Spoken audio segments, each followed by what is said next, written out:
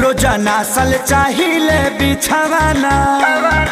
AG हटी ना जान ले ले का हो बूटा के कराली हनी गबना। रोजाना सल चाहिए बिछवाना।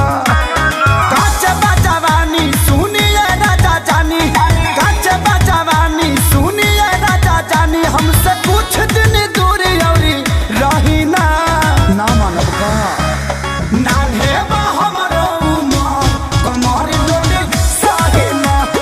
नान्हे बा हमरो उमर कमर लोटे साहिना।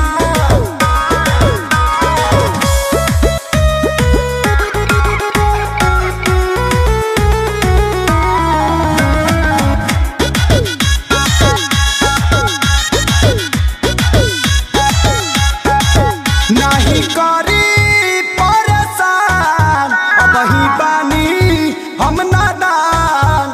से जिपा चढ़ी जानी फान लागे ललबलई कोई हम जान। दूधा के दांत तुड़िए के दम लेब का नहीं करी परेशान अब ही बानी हम नादान। से जिपा चढ़ी जानी फान लागे ललबलई कोई हम जान। बड़ा लगी छोट नदी में थाही ना।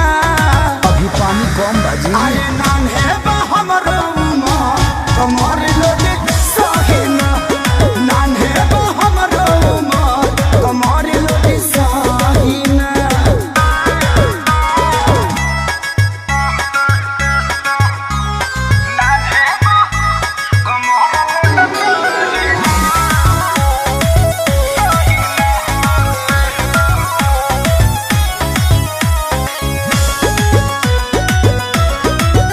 पानी दुबार कम जोर ऐसे